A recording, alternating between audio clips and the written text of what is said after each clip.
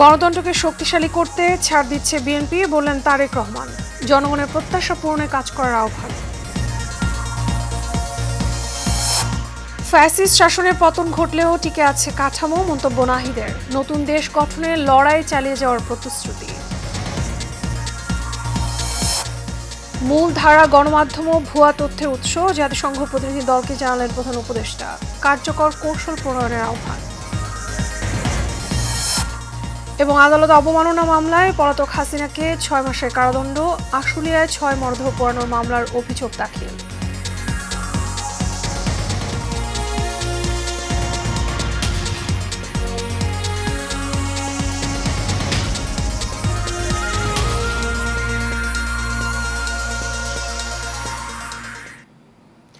স্বাগত Asian prime নিউজে, আপনাদের সঙ্গে আছি আমি মিতা মৌসুমী। এতক্ষণ শুনছিলেন বিআরবি কেবল ইন্ডাস্ট্রিজ লিমিটেড সংবাদ শিরোনাম। এবারে চলে যাব বিস্তারিত সংবাদে। বিএনপি ভারপ্রাপ্ত চেয়ারম্যান তারেক রহমান বলেছেন, কিছু কিছু সংস্কার প্রস্তাবের সাথে বিএনপি একমত নয়, তবুও গণতন্ত্রকে শক্তিশালী করতে দলটি অনেক বিষয়ে ছাড় দিয়েছে। কারণ বড় দল হিসেবে বিএনপির দায়িত্ব বেশি। পটুয়াখালী জেলা বিএনপির ত্রিবার্ষিক সম্মেলনে ভার্চুয়ালি যুক্ত হয়ে এসব কথা বলেন তিনি।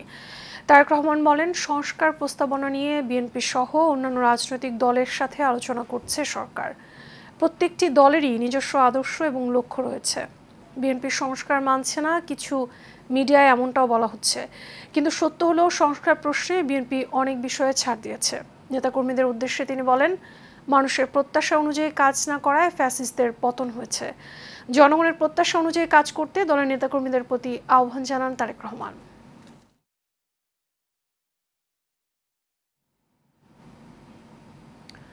জুলাই আন্দোলনের মাধ্যমে আওয়ামী সরকারের পতন হলেও ফ্যাসিস্ট ব্যবস্থা রয়ে গেছে বলে মন্তব্য করেছেন এনসিপির কেন্দ্রীয় কমিটির আহ্বায়ক নাহিদ ইসলাম।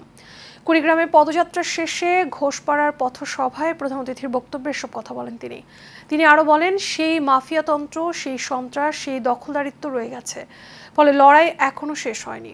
এছাড়াও ভবিষ্যতে তিনি কুড়িগ্রামের উন্নয়নের জন্য এনসিপির শাপলা প্রতীকে ভোট দেওয়ার জন্য সবাইকে আহ্বান জানান। অনুষ্ঠানে আরও বক্তব্য রাখেন দক্ষিণাঞ্চলের মুখ্য সংগঠক হাসনাত আবদুল্লাহ, উত্তরাঞ্চলের মুখ্য সংগঠক সার্জিস আলম, সিনিয়র যুগ্ম আহ্বায়ক সামান্তা শারমিন, যুগ্ম আহ্বায়ক আতিক মুজাহিদ সহ অন্যান্য নেতা।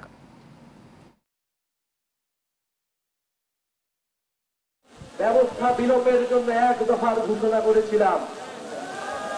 সেই ফ্যাসিস্ট সরকারের পতন হলেও সেই ফ্যাসিস্ট ব্যবস্থা কিন্তু রয়ে গেছে। সেই মাফিয়াতন্ত্র, সেই সন্ত্রাস, সেই দখলদারিত্ব কিন্তু রয়ে গেছে। ফলে আমরা মনে করি আমাদের এই লড়াই শেষ হয়নি।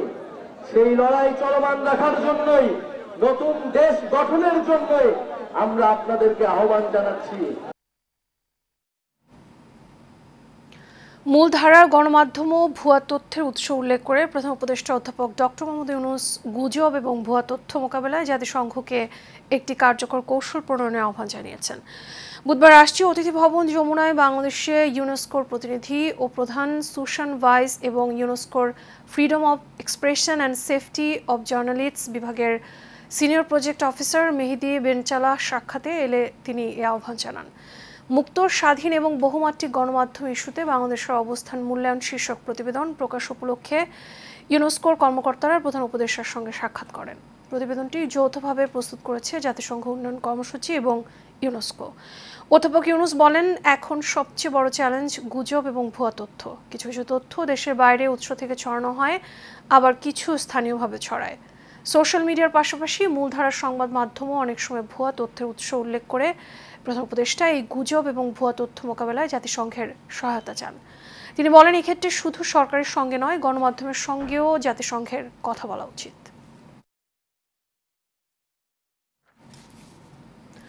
আদালত অবমাননার মামলায় পলাতক প্রধানমন্ত্রী শেখ হাসিনাকে 6 মাসের কারাদণ্ড দিয়েছে আন্তর্জাতিক অপরাধ ট্রাইব্যুনাল। আজ দুপুরে বিচারপতি মোহাম্মদ গোলাম মর্তুজা মজুমদারের নেতৃত্বে 3 সদস্যের ট্রাইব্যুনাল এ আদেশ দেন। ওয়ালিদ সিদ্দিকের রিপোর্ট।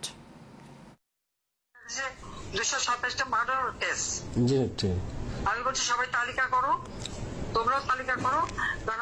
শেখ হাসিনার 220 জনের হত্যার লাইসেন্স পেয়েছি ও সবার তালিকা চেয়েছেন, এমন মন্তব্যে পলাতক হাসিনার বিরুদ্ধে মামলার সাক্ষীরা ভয়ভীতি অনুভব করে, যা বিচার প্রক্রিয়ায় বাধা সৃষ্টি করছে।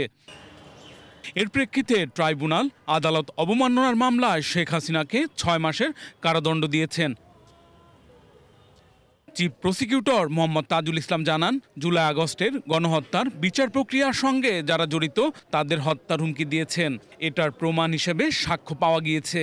আদালত আজকে সকলের আর্গুমেন্ট শুনে এবং সিআইডির যে ফরেনজিক রিপোর্ট সেটাকে বিশ্লেষণপূর্বক এই সিদ্ধান্তে উপনীত হয়েছেন যে তর্কিত এই কনভারসেশনের মাধ্যমে শেখ হাসিনা বাংলাদেশে তার বিরুদ্ধে দায়েরকৃত মামলার বাদী, সাক্ষী এবং তদন্তকারী কর্মকর্তা সহ যারা এই বিচার প্রক্রিয়ার সাথে জড়িত তাদেরকে হত্যা করা, বাড়িঘর জ্বালিয়ে দেওয়া এবং নানানভাবে তাদেরকে থ্রেটেন করেছেন, যেটা আন্তর্জাতিক অপরাধ ট্রাইব্যুনালের আইন 1973-এর 11-4 ধারা অনুযায়ী এই ট্রাইব্যুনালের বিচারাধীন প্রক্রিয়াকে প্রেজুডিস করার অপরাধ। এই অপরাধ চূড়ান্তভাবে প্রমাণিত হওয়ায় আন্তর্জাতিক অপরাধ ট্রাইব্যুনাল নাম্বার 1 শেখ হাসিনা এবং আসামি শাকিল আকন্দ বুলবুলকে দণ্ডিত করেছেন।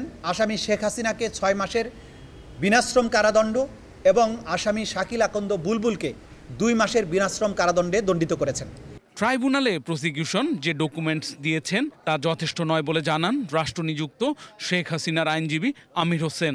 লার্নেড কোর্টের কাছে প্রসিকিউটর পক্ষ মানে ফার্স্ট পার্টি যেসব দাখিল করেছে সেই সব ডকুমেন্টসগুলি শুধুমাত্র একটি লিখিত কাগজ, যে লিখিত কাগজে যারা যে সমস্ত এক্সপার্টরা স্বাক্ষর করেছেন সেই স্বাক্ষরটাকে যতক্ষণ পর্যন্ত বিজ্ঞ আদালতে এসে এক্সিবিট করা না হয় বা কোর্টকে যতক্ষণ পর্যন্ত বিশ্বস্ত না করা যায় যে এই ডকুমেন্টসগুলি তারাই দিয়েছে, ততক্ষণ পর্যন্ত এটাকে আমি দ্বিমত পোষণ করছি।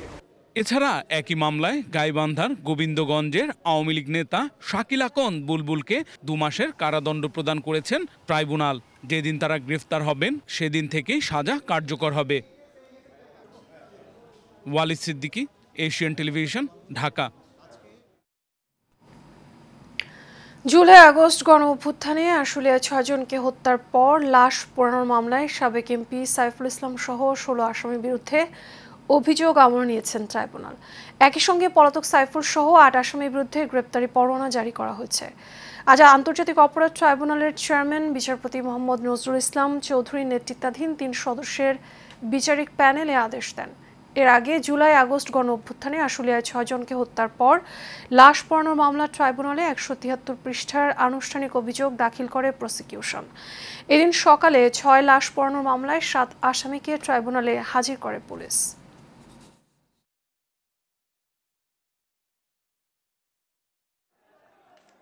পাঁচজনকে হত্যা করা এবং একজনকে জীবিত অবস্থায় আগুন দিয়ে পুড়িয়ে দেওয়ার অভিযোগে তদন্ত প্রতিবেদন প্রসিকিউশনের কাছে তদন্ত সংস্থা জমা দিয়েছিল। সেই তদন্ত প্রতিবেদনের ভিত্তিতে প্রসিকিউশন একটি ফরমাল চার্জ প্রস্তুত করে আনুষ্ঠানিক বিচারের প্রার্থনা করে আজকে ট্রাইব্যুনাল 2-এ জমা দিয়েছিল। সেটির উপরে আজকে শুনানি হয়েছে। শুনানি শেষে আন্তর্জাতিক অপরাধ ট্রাইব্যুনাল 2 এই অভিযোগে 16 জন আসামির বিরুদ্ধে ঘটনার অপরাধ আমলে গ্রহণ করেছে।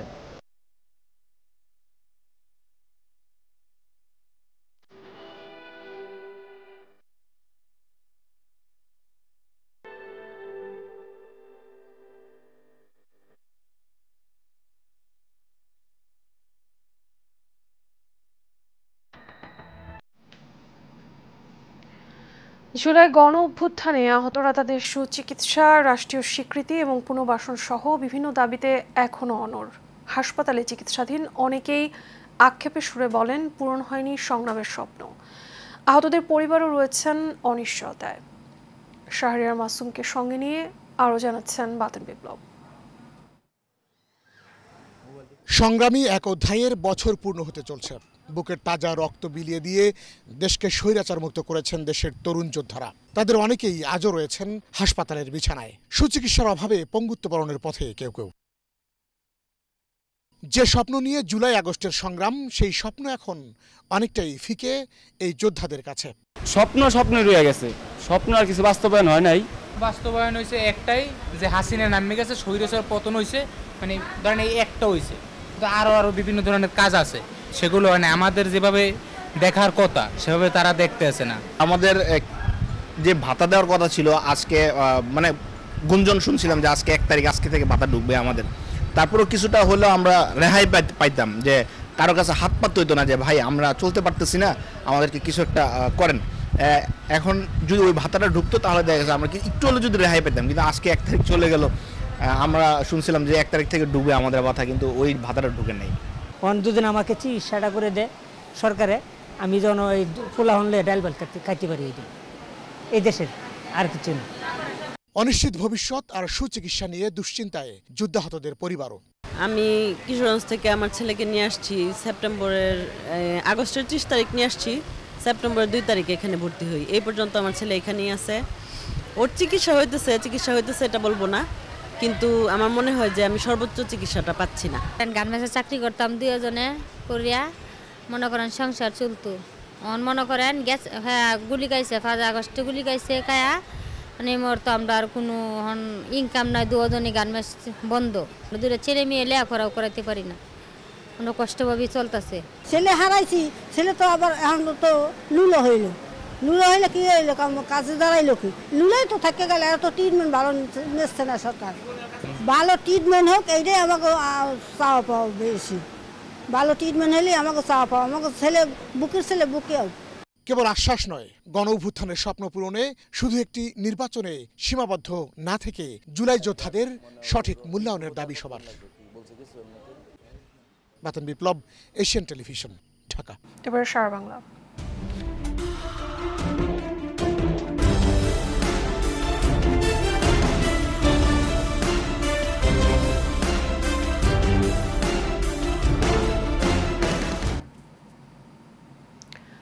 চুয়াডাঙ্গা সীমান্তে বিএসএফের গুলিতে এক বাংলাদেশি যুবক নিহত হয়েছেন।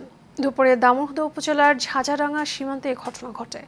ঘটনার সত্যতা নিশ্চিত করেছেন চুয়াডাঙ্গা 6 বিজিবির অধিনায়ক লেফটেন্যান্ট কর্নেল নাজমুল হাসান। নিহত ইব্রাহিম বাবু ঝাঁঝাডাঙ্গা গ্রামের নূর ইসলামের ছেলে। এই ঘটনায় পতাকা বৈঠকের আহ্বান জানিয়েছে বিজিবির অধিনায়ক লেফটেন্যান্ট কর্নেল নাজমুল হাসান জানান, কয়েকজন স্বর্ণ চোরাকারবারির উপর বিএসএফ গুলি বর্ষণ করেছে বলে জানা যায়। এই ঘটনায় একজন গুলিবিদ্ধ হয়েছেন। ঘটনাস্থল 200 গজ ভারতের অভ্যন্তরে।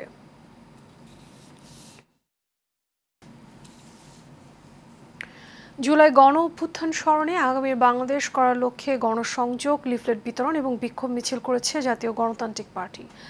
জাগপার মাসব্যাপী কর্মসূচির দ্বিতীয় দিন Chittagong New Market, rail station এবং রিয়াজউদ্দিন বাজার এলাকায় এই কর্মসূচির আয়োজন করা হয়। এতে প্রধান অতিথি ছিলেন জাতীয় গণতান্ত্রিক পার্টির সহ সভাপতি এবং দলীয় মুখপাত্র রাশেদ প্রধান। এতে বক্তব্য রাখেন জাগপার সাধারণ সম্পাদক অধ্যাপক ইকবাল হোসেন প্রধান, প্রেসিডিয়াম সদস্য সৈয়দ শফিকুল ইসলাম সহ আরও অনেকে।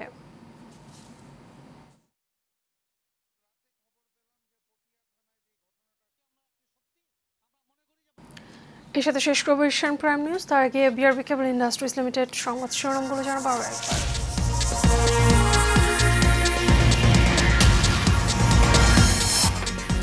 গণতন্ত্রকে শক্তিশালী করতে ছাড় দিচ্ছে বিএনপি, বললেন তারেক রহমান।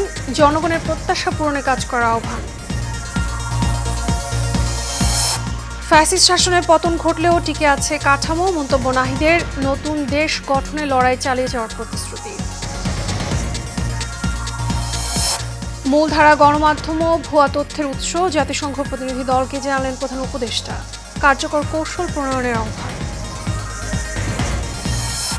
এবং আদালত অবমাননা মামলায় পলাতক হাসিনাকে 6 মাসের কারাদণ্ড, আশুলিয়ায় 6 মরদেহ পোড়ানোর মামলার অভিযোগ দাখিল।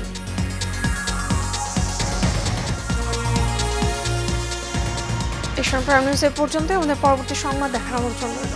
এখন সাথে থাকার জন্য ধন্যবাদ সবাইকে।